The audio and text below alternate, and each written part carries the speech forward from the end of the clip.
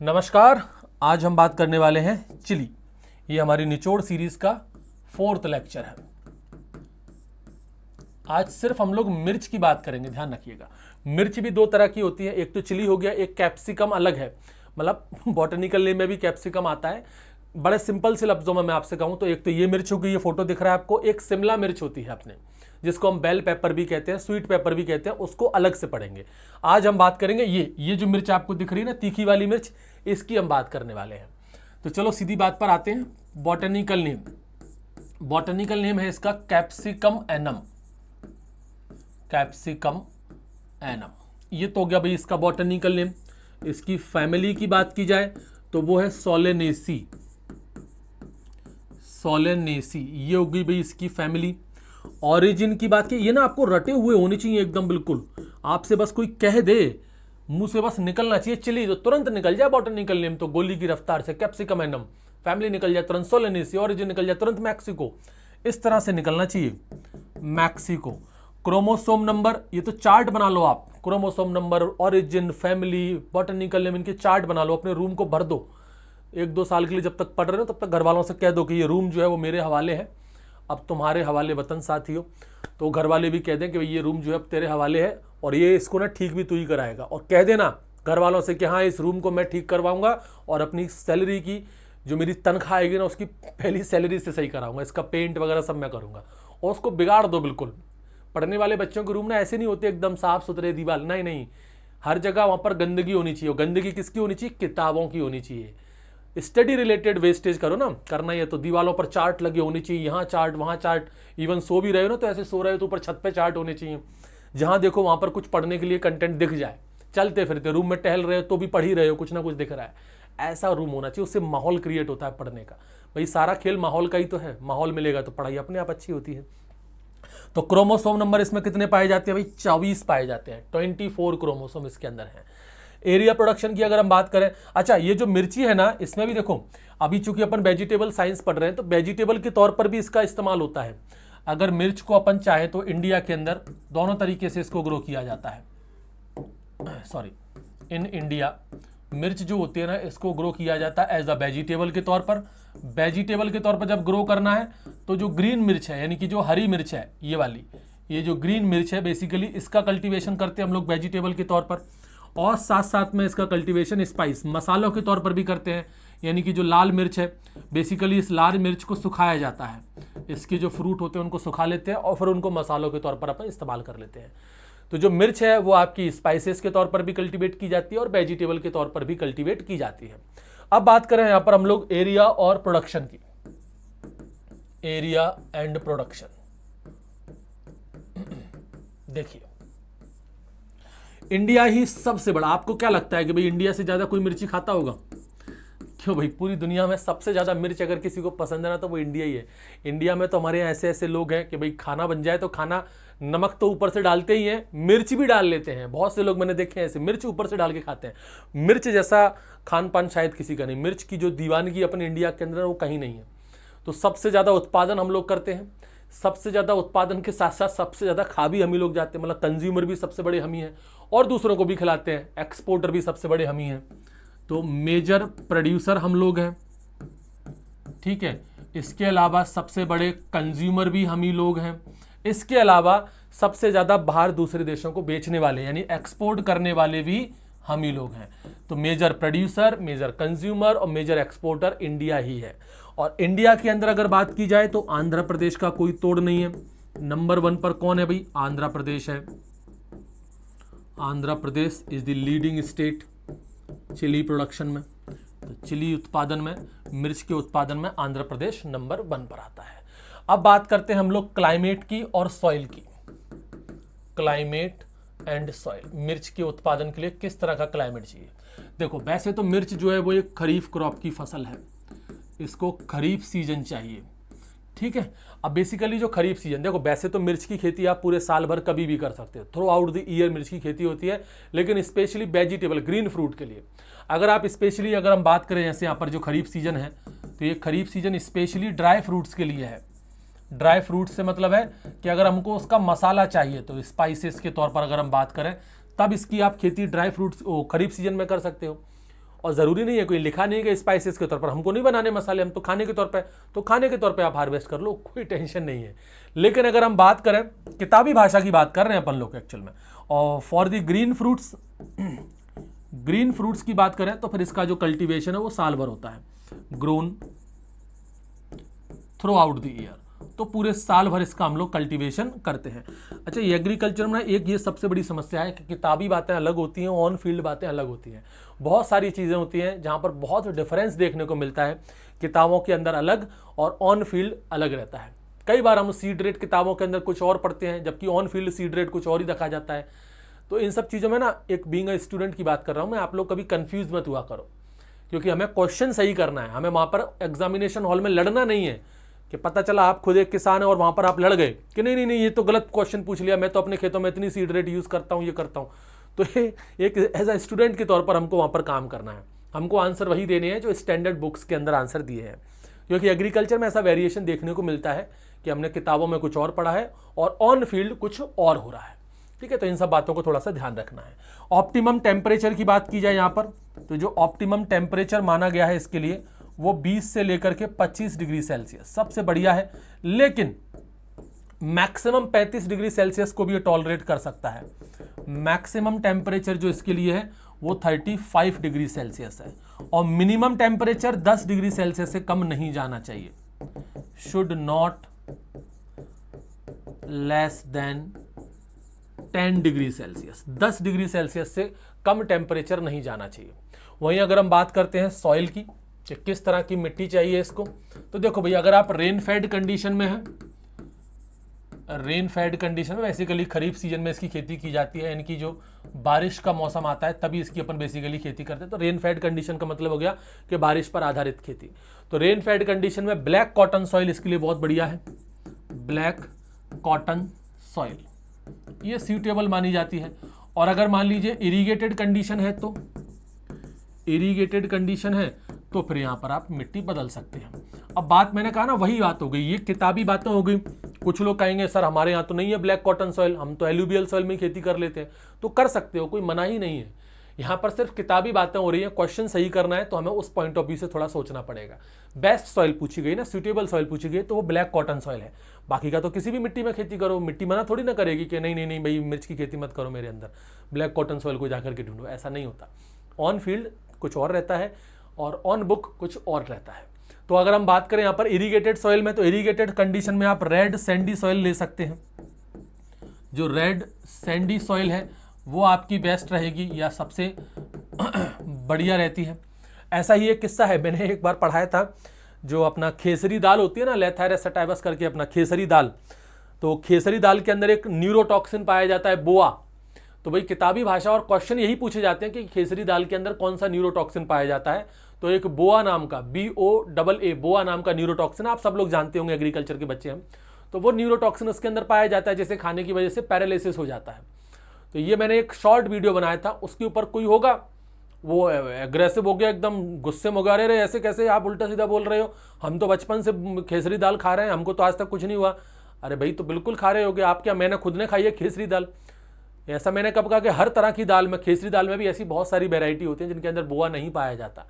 और मुद्दा ये नहीं है कि यहाँ पर दाल को खाना है कि नहीं खाना है, मुद्दा ये था कि उस दाल के अंदर एक टॉक्सिन पाया जाता है, एक न्यूरोटॉक्सिन है और उसका नाम है बोआ, BOAA, जिसके ऊपर एग्जाम में क्वेश्चन पूछे जाते हैं। और मैं एक टीचर हूँ, तो टीचर होने के नाते मैंने वो इन्फॉर्मेशन बच्चों को दी है। और आप ज़बरदस्ती नाराज़ हो रहे हो कि ऐसे कैसे भाई, आपने कैसे कह दिया कि नहीं खाई जाती, उसमें ये जहर पाया जाता है, ये न्यूरोटॉक्सिन होता है, ऐसा कुछ नहीं होता, हम तो बचपन से खा रहे हैं, हम तो आज तक पैरालिसिस नहीं हुए। वो आपकी बात अलग है, मैं खुद खेसरी दाल मैंने कई बार खाई है, कुछ नहीं हुआ है, क्योंकि वो वेराइटी टू वेराइटी अलग अलग अंतर रहता है ना। तो इन सब चीज़ों को थोड़ा समझा करो, अपने विवेक से काम लो, अपने धैर्य से काम लो, थोड़ा कॉमन सेंस भी लगाया करो। तो ऑन फील्ड ऑन बुक बहुत डिफरेंस होता है।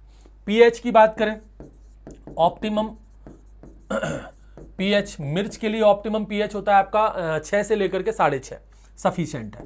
6 to 6.5 इतना पीएच आप रख सकते हो। मिर्च की जो खेती है या मिर्च जो है ये हाईली सेंसिटिव होती है, मोस्ट सेंसिटिव होती है वाटर लॉक्ड कंडीशन के लिए। It is most sensitive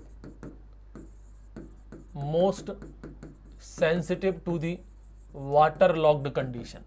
water locked condition के लिए बहुत ज़्यादा सेंसिटिव होती है। जहाँ पर पानी भर जाए ना वहाँ पर तो कभी भी मिर्च की खेती करनी ही नहीं चाहिए।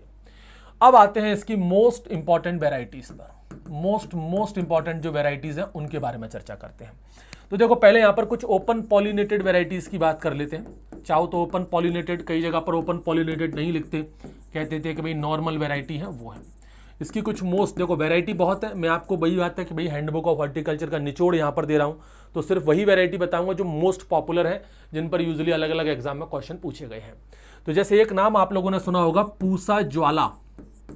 अगर मिर्च आपने कभी पढ़ी है तो इस नाम को कभी भूल नहीं सकते, पूसा ज्वाला, ये बहुत नाम आपने सुना होगा। इसके अलावा एक पूसा सदाबहार वैरायटी है, पूसा सदाबहार, एक पंथ C1 वैरायटी है, पंथ C1 वैरायटी, ये भी काफी पॉपुलर वैरायटी है, पंथ C1। इसके अलावा एक भाग्य लक्ष्मी वैरायटी है जिसको G4 कहा जाता है, भाग्य लक्ष्मी वैरायटी है, ब्रैकेट में लिख देना इसको, G4 भी कहा जाता है। एक G5 भी होती है, वो है आंध्रा ज्योति, वैरायटी का नाम क्या है, आंध्रा ज्योति। ये आंध्रा ज्योति है, इसको हम लोग G5 के नाम से जानते हैं। तो एक G4 अलग होती है और G5 अलग होती है। इसके अलावा भास्कर एक वैरायटी है, वैरायटियों की कमी नहीं है। इसके अलावा एक फूले ज्योति वैरायटी है, तो भास्कर वैरायटी है, फूले ज्योति है, भाग्य लक्ष्मी है, आंध्रा ज्योति है, पूसा सदाबहार है, पूसा ज्वाला है। इसके अलावा अपना जो Indian institute of vegetable science का है, जो अपना बनारस के अंदर है, वहाँ से भी काफ़ी सारी वैरायटी रिलीज हुई हैं, जैसे काशी सिंदूरी, काशी गौरव, ये कुछ पॉपुलर वैरायटी है। काशी सिंदूरी वैरायटी है, एक काशी गौरव वैरायटी है। इसके अलावा पंजाब की कुछ पॉपुलर वैरायटी है, जैसे पंजाब लाल वैरायटी है, पंजाब लाल। एक पंजाब तेज वैरायटी आती है, पंजाब लाल हो गई, पंजाब तेज वैरायटी हो गई। इसके अलावा एक पंजाब सिंदूरी वैरायटी भी आती है, पंजाब सिंदूरी वैरायटी भी आती है। एक प्रॉपर सिंदूर नाम की वैरायटी आती है, जिसमें कोई पंजाब नहीं लगा है, ना ही कोई काशी लगा है, तो ये प्रॉपर सिंदूर नाम की भी एक वैरायटी है। ये कुछ पॉपुलर वैरायटी है जो ओपन पॉलिनेटेड में आती है। अब वेजिटेबल्स के अंदर हाइब्रिड का चलन बहुत ज़्यादा है भाई, इसके अंदर भी बहुत सारे F1 हाइब्रिड हैं जो बड़े पॉपुलर हैं। जैसे F1 हाइब्रिड में हम बात करें तो एक आपका अर्का मेघना है, अर्का श्वेता है, अर्का मेघना, ठीक है, अर्का श्वेता, अर्का श्वेता। एक अर्का हरिता, अर्का हरिता। एक अर्का ख्याति, अरे भाई RN काहे बन रहा है, अर्का ख्याति। ये कुछ अर्का नाम की पॉपुलर वैरायटी है, अर्का मेघना, अर्का श्वेता, ये भी अर्का नहीं लग रहा, अनका लग रहा है वो, अर्का यहाँ लिख लीजिए, अर्का, अर्का श्वेता, अर्का हरिता, अर्का ख्याति। ये काशी की भी है आपकी, काशी अरली, काशी सुर्ख, काशी अरली, काशी सुर्ख वैरायटी है। एक PKM1 वैरायटी है। तो ये कुछ मोस्ट पॉपुलर F1 हाइब्रिड की वैरायटीज हो गई जो कि आपकी हैंडबुक ऑफ हॉर्टिकल्चर के अंदर मेंशन है। अब बात करते हैं हम लोग इसके कल्टीवेशन को लेकर के। कल्टीवेशन में बेसिकली इसकी सीड रेट, स्पेसिंग वगैरह इन सब पर चर्चा करेंगे। सबसे इंपॉर्टेंट डाटा है सीड रेट। कोई भी क्रॉप होती है, जब उसकी पैकेज ऑफ प्रैक्टिसेस पढ़ते हैं ना, तो सबसे इंपॉर्टेंट डाटा यही निकल करके आता है। सबसे ज़्यादा क्वेश्चन बनाने का मन और क्वेश्चन पूछने का मन भी इसी से होता है। अगर मान लीजिए मैं एग्जामिनर वाला हूँ, मैं क्वेश्चन बनाना चाहूँ, तो मेरा बहुत मन होता है कि भाई सीड रेट पर क्वेश्चन जरूर पूछो, और आते भी हैं, सीड रेट पर बहुत क्वेश्चन पूछे जाते हैं। तो देखो यहाँ पर हमने दो तरह की वैरायटी पढ़ी, एक ओपन पॉलिनेटेड वैरायटी पढ़ी और एक हाइब्रिड वैरायटी पढ़ी। तो ओपन पॉलिनेटेड वैरायटी के लिए सीड रेट अलग है और हाइब्रिड के लिए अलग है। यहाँ पर पहले लिख लीजिए, ओपन पॉलिनेटेड के लिए 300 से लेकर के 350 ग्राम पर हेक्टेयर। ये किसके लिए है? ओपी वैरायटी के लिए। ओपी का मतलब क्या है यहाँ पर? Open pollinated variety. और हाइब्रिड के लिए कितनी है? 180 से लेकर के 200 ग्राम पर हेक्टेयर। ठीक है, अब ये वेरिएशन रहता है, आप कॉम्पिटिटिव बुक पढ़ोगे वहां पर कुछ वैरायटी आपको अलग मिल जाएंगी सीड रेट में, यहाँ पर सीड रेट अलग है। ये डाटा जो है वो हैंडबुक ऑफ हॉर्टिकल्चर का डाटा है, तो आप इस पर आंख बंद करके विश्वास कर सकते हैं। ये F1 हाइब्रिड के लिए है। तो F1 हाइब्रिड की सीड रेट पूछी जाती है तो 180 से 200 ग्राम पर हेक्टेयर है। ओपन पॉलिनेटेड वैरायटी के लिए पूछी जाती है तो 300 से लेकर के 350 ग्राम पर हेक्टेयर इसकी सीड रेट रहती है।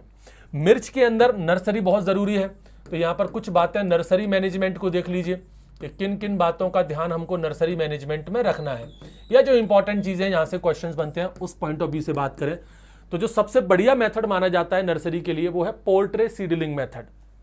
कौन सा है? Portray seedling method. ये जो पोर्ट्रे सीडलिंग मेथड है ना, ये सबसे बढ़िया मेथड माना गया है जिससे आप हेल्दी सीडलिंग और यूनिफॉर्म सीडलिंग ले सकते हो।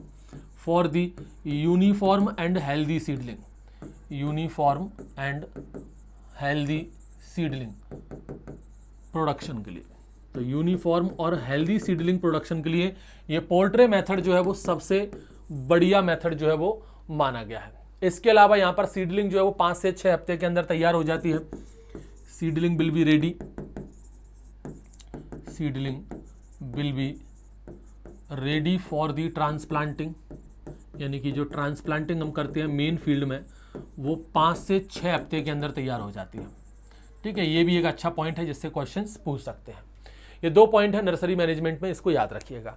अब बात करते हैं हम लोग टाइम ऑफ प्लांटिंग की, कि बेसिकली हमें कब प्लांटिंग करनी चाहिए। तो चूंकि मैंने थोड़ी देर पहले बताया था खरीफ सीजन में इसकी प्लांटिंग की जाती है सॉरी, तो आप रेन फेड कंडीशन में है तो इसकी जो सीडलिंग जो आप ट्रांसप्लांटिंग करोगे वो जून जुलाई में आप कीजिए, mainly under the rain fade condition, क्योंकि बारिश पर आधारित है ना, तो बारिश तो इसी मौसम में होती है। तो रेन फेड कंडीशन में इसकी जो ट्रांसप्लांटिंग है वो आप कीजिए मेनली जून जुलाई में, मेनली जून जुलाई में आप इसकी ट्रांसप्लांटिंग कर सकते हैं। इसके अंदर भी 2 पॉइंट निकल करके आते हैं कि अगर आप अर्ली प्लांटिंग करते हैं तो अर्ली प्लांटिंग करने के क्या फायदे हैं। अगर मान लीजिए आप अर्ली जून में ही प्लांटिंग कर देते हैं तो इसके क्या फायदे हैं। इसका फायदा ये है कि आप यहाँ पर इंसेक्ट अटैक से बच सकते हैं। इसमें थ्रिप्स और माइट के अटैक होते हैं मानसून सीजन के अंदर, तो उससे आप बच सकते हैं। तो आप अर्ली प्लांटिंग से क्या कर सकते हैं, यहाँ पर एस्केप कर सकते हो, escape the attack of thrips and mites. इस पॉइंट को लिख लीजिएगा और IMP जरूर लगा दीजिएगा। ऐसे पॉइंट्स बड़े इंपॉर्टेंट माने जाते हैं कॉम्पिटिटिव एग्जाम के लिए, बहुत क्वेश्चंस इनसे पूछ सकते हैं। और अगर मान लीजिए मैं लेट प्लांटिंग कर रहा हूं तो अगर मान लीजिए मैंने लेट जून में प्लांटिंग कर दी तो क्या होगा, तो फिर भाई इंसेक्ट का जो अटैक है वो ज़्यादा होगा। लेकिन अब मान लीजिए कहीं पर इंसेक्ट की समस्या नहीं है, वहां पर मान लीजिए एंथ्रेक्नोज नाम की एक बीमारी आती है, इसमें एंथ्रेक्नोज फ्रूट रॉट रहती है, उसकी समस्या ज़्यादा है, तो वहां पर लेट प्लांटिंग बड़ी काम की चीज़ है। तो लेट प्लांटिंग अगर आप करते हो, प्लांटिंग से मतलब है लेट ट्रांसप्लांटिंग आप कर रहे हो, तो यहां पर आप एस्केप कर सकते हो, एस्केप द इंसिडेंस या attack of anthracnose disease, anthracnose fruit rot disease. अब ये डिपेंड करता है आपके रीजन पर कि वहां पर थ्रिप्स और माइट्स का अटैक ज्यादा है तो अर्ली सोइंग कर दीजिए, अगर वहां पर एंथ्रेक्नोज फ्रूट रॉट का अटैक है तो लेट सोइंग आप कर सकते हो। ये दोनों ही पॉइंट बड़े इंपॉर्टेंट है जिनसे क्वेश्चंस पूछने के चांसेस ज्यादा होते हैं, इसको आप लोग याद रखिएगा। अब बात करते हैं हम लोग यहाँ पर NPK की।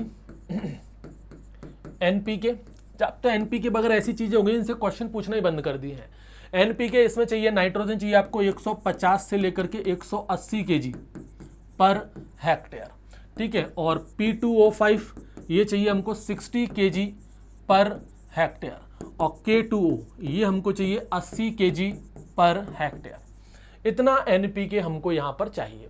इरिगेशन की बात करें यहाँ पर तो देखो 3 क्रिटिकल स्टेज है इसमें इरिगेशन में, 3 क्रिटिकल स्टेज, 3 क्रिटिकल स्टेज है काई के लिए, मॉइस्चर स्ट्रेस के लिए। कौन कौन सी है? एक तो भैया सीडलिंग एस्टेब्लिशमेंट स्टेज की, जब सीडलिंग एस्टेब्लिश हो रही है उस समय का है, मतलब इनिशियल एस्टेब्लिशमेंट स्टेज आप इसे कह सकते हो, इनिशियल एस्टेब्लिशमेंट स्टेज एक स्टेज तो ये हो गई। फिर उसके बाद फूल आने से पहले वाली स्टेज यानी कि pre blooming stage, pre blooming stage हो गई।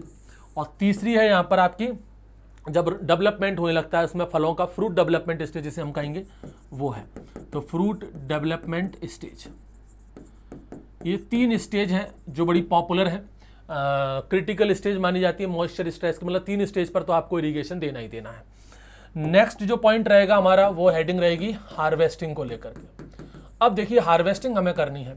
आपने जिस दिन ट्रांसप्लांटिंग की है उसके कितने दिन बाद आपको हार्वेस्टिंग करनी है। अब ये डिपेंड करता है कि आपका पर्पस क्या है, आपको ग्रीन चिली चाहिए मतलब वेजिटेबल के लिए चाहिए कि मसाले के लिए चाहिए, ड्राई चिली चाहिए, उस पर्पस से है। अगर मान लीजिए आपको ग्रीन चिली चाहिए, ग्रीन चिली यानी कि वेजिटेबल के लिए चाहिए, तो आप यहां पर हार्वेस्टिंग कीजिए 60 दिनों पर, at 60 days after the transplanting. Transplanting के 60 दिन बाद आप यहां पर हार्वेस्टिंग कर सकते हैं। और अगर मान लीजिए आपको ड्राई चिली चाहिए, तो अगर आपको यहां पर ड्राई चिली चाहिए, सूखी मिर्च चाहिए, मसालों के लिए चाहिए, तो फिर आप 90 दिन पर हार्वेस्टिंग कीजिए, at 90 days after the transplanting. तो ट्रांसप्लांटिंग के 90 दिन बाद आप यहां पर हार्वेस्टिंग कीजिए। और पिकिंग, जैसे मान लीजिए ग्रीन चिली है, तो ग्रीन चिली में पिकिंग थोड़ी सी ज़्यादा करनी पड़ती है। ग्रीन चिलीज के अंदर लगभग 4 से 5 पिकिंग करते हैं हम लोग, हैंड पिकिंग होती है, लेबर की मदद से हार्वेस्टिंग रहेगी। और वहीं ड्राई चिली जो रहती हैं, ड्राई चिली से मतलब है कि जो मैच्योर चिली है उनकी बात कर रहे हैं हम लोग, उनकी पिकिंग है तो वो उनमें पिकिंग कम रहती है बेसिकली, क्योंकि एक साथ सभी मैच्योर हो जाती हैं वो, तो 2 से 3 पिकिंग में ही उसके अंदर काम हो जाता है। कुछ इंटरेस्टिंग डाटा भी इसके अंदर दिया गया है। जैसे बोला गया है कि मान लीजिए 100 किलो फ्रेश राइप फ्रूट है, 100 kg फ्रेश राइप फ्रूट है मिर्च का, ये हमने मान लीजिए हार्वेस्ट किया है। जब इसको हमने सुखा लिया, ड्राई कर लिया अंडर दी सनलाइट, सूरज की रोशनी में सुखा करके हमने इसकी सूखी मिर्च बनाई है भाई, ड्राइड मिर्च उन्हीं का तो मसाला बनेगा, तो हमने यहाँ पर ड्राई चिली कर ली।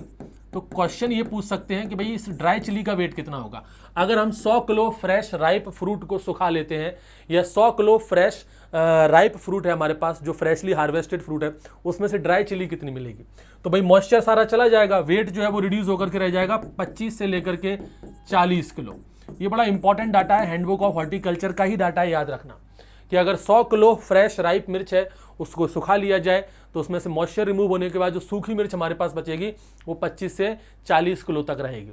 और ये जो सूखी मिर्च है इसके अंदर भी अगर हम पार्ट की बात करें, कौन कौन सी चीज़ें कितनी रहती हैं, ड्राइड चिली, तो मिर्च के अंदर भाई पीछे का इसका वो स्टॉक वाला पोर्शन रहता है, तो 6% इसमें स्टॉक वाला पोर्शन चला जाता है, ठीक है। इसके अंदर पेरिकार्प और सीड, ये 2 चीज़ें बड़ी इंपॉर्टेंट है। 40% इसके अंदर पेरिकार्प, पेरिकार्प से मतलब है उसका छिलका, और बचा कुचा कितना बचा भाई 40 और 46 ये हो गया, तो ये लगभग आपका बचा 54, लगभग क्या एग्जैक्ट 54 ही बचा है।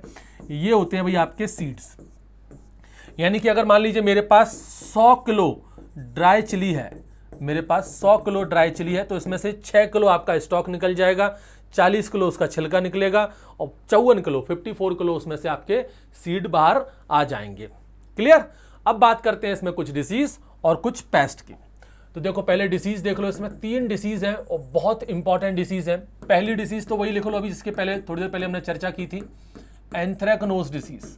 ये जो एंथ्रेक्नोज डिसीज है ना, इसको यहाँ पर डायबैक डिसीज भी कहते हैं, इसको यहाँ पर फ्रूट रॉट भी कहा जाता है, फ्रूट रॉट डिसीज के नाम से भी इसको जाना जाता है। बस कॉजल ऑर्गेनिज्म आपको याद रखना है। कॉजल ऑर्गेनिज्म क्या है यहाँ पर, कोलेटोट्राइकम कैप्सिसिस, कोलेटोट्राइकम कैप्सिसी, ये याद रखिएगा, ये इसका भाई कॉजल ऑर्गेनिज्म हो गया। मोस्ट इंपॉर्टेंट जो डिसीज जिनके ऊपर क्वेश्चन पूछते हैं वो है लीफ कर्ल, IMP लगा देना, इस पर बहुत इंपॉर्टेंट है। अब चूंकि लीफ कर्ल ये वायरस से होती है, तो कॉजल ऑर्गेनिज्म में तो कोई दिक्कत नहीं है, वायरस कोई भी बता देगा। सबसे इंपॉर्टेंट है इसका वेक्टर। वायरस डिसीज में ना वेक्टर से ही क्वेश्चन ज्यादा पूछते हैं। यहां पर ना 2 वेक्टर है, ज्यादातर आपको एक वेक्टर देखने को मिलता है, यहां पर 2 वेक्टर देखने को मिलेंगे। एक है व्हाइट फ्लाई और दूसरा है थ्रिप्स, एक है व्हाइट फ्लाई और दूसरा वेक्टर है यहां पर थ्रिप्स। ये 2 वेक्टर आपको यहां देखने को मिल जाते हैं, थ्रिप्स, सॉरी एस लगा दो। और तीसरी बीमारी लिखो यहां पर मोइजैक, मोइजैक। अब मोइजैक बीमारी भी वायरस की ही बीमारी है, तो अच्छा है भाई यहाँ पर, चलो ये भी याद नहीं करना पड़ेगा, लेकिन फिर वेक्टर याद करना पड़ेगा। तो यहाँ पर वेक्टर आ जाता है एफिड। कौन सा वेक्टर है भाई यहाँ पर, एफिड है। ठीक, ये तो डिसीज हो गई। फिर बात करें इंसेक्ट, तो इंसेक्ट में यही है, ये जो अपने वेक्टर पड़े हैं ना, यही है इसके इंसेक्ट। मेन इन्हीं को तो कंट्रोल करना है। जैसे मान लीजिए हमको व्हाइट फ्लाई को कंट्रोल करना है, तो व्हाइट फ्लाई साइंटिफिक नेम बस याद रखिए, वो है वेमेसिया टबेकी, वेमेसिया टबेकी, ये इसका साइंटिफिक नेम हो गया। थ्रिप्स, थ्रिप्स का लिख लीजिए, अच्छा है इसका साइंटिफिक नेम। ये है भाई सिर्टोथ्रिप्स डॉर्सैलिस, सिर्टोथ्रिप्स, सिर्टोथ्रिप्स, सिर्टो में एस जो है वो साइलेंट है, और लिख दीजिए डॉर्सैलिस। ये भाई हो गया। और क्या भाई इसमें फ्रूट बोरर भी आता है, मिर्च। अच्छा ये मिर्च खा भी लेते हैं भाई, इनको तीखी नहीं लगती, तो इनमें कीड़े आ भी खूब जाते हैं। इसमें है हेलिकोवर्पा आर्मीजेरा, हेलिकोवर्पा आर्मीजेरा। ठीक, ये तो भाई इसके हो गए इंसेक्ट, और इसके साथ ही ये चैप्टर भी खत्म होता है मिर्च का। ठीक है, तो याद रखिएगा मोस्ट इंपॉर्टेंट पॉइंट्स हैं जो हैंडबुक ऑफ एनसी, अपना ये हैंडबुक ऑफ अपना ये क्या बोलता अपन, हॉर्टिकल्चर वॉल्यूम 1 जो है इसका निचोड़ है। इतनी सारी किताबें दिमाग में घूमती रहती हैं कि किताबों के नाम में कन्फ्यूजन हो जाते हैं, उसका पूरा निचोड़ है। तो अभी मेरे पास कुछ बच्चों के मैसेज भी आए थे कि सर हमने आपकी वीडियोस देख करके हैंडबुक ऑफ हॉर्टिकल्चर खरीद ली। कुछ लोगों ने कहा कि सर हमने पहले खरीदी फिर हमको आपको वीडियो दिख गया, तो उसके लिए बहुत बहुत धन्यवाद। तो भैया आप लोगों को बहुत बहुत धन्यवाद कि आपके वो आप लोगों का जो सपोर्ट मिल रहा है मुझे इस सीरीज़ को लेकर के, ये सपोर्ट अपना बनाए रखिएगा। और ये इसके जो लेक्चर के जो PDF हैं, ये PDF भी आपको मिल जाएंगे। इसके लिए आपको टेलीग्राम चैनल ज्वाइन करना पड़ेगा। हमारा टेलीग्राम चैनल है एग्रीकल्चर RS राजपूत के नाम से, उसकी जो लिंक है टेलीग्राम को ज्वाइन करने की वो आपको डिस्क्रिप्शन में मिल जाएगी, वहाँ से आप ज्वाइन कर लीजिएगा। एज इट इज़ ये सब कुछ जो पढ़ा है इसका PDF आपको वहाँ मिल जाएगा। और कुछ पेड कोर्सेज वगैरह भी हैं अपने, काफ़ी इंटरेस्टिंग पेड कोर्स वगैरह हैं, वो अगर आपको ज्वाइन करने हो तो वो भी ज्वाइन कर सकते हो। उसकी लिंक भी आपको डिस्क्रिप्शन में मिल जाएगी। कृषि परीक्षा एग्जाम प्रिपरेशन ऐप है, वो डायरेक्ट लिंक है, आपको प्ले स्टोर से आप उसे डाउनलोड कर सकते हो, चाहे तो वेबसाइट के थ्रू भी एक्सेस कर सकते हो कृषिपरीक्षा.com। और साथ साथ में मेरा व्हाट्सअप नंबर भी है, उस पर भी आप मुझे मैसेज करके अपनी जो क्वेरीज वगैरह हैं वो पूछ सकते हैं। ठीक है, तो अब क्या है भाई, चलो हो गया काम। मिलते हैं फिर अगले लेक्चर में, इंतज़ार कीजिए। जय हिंद।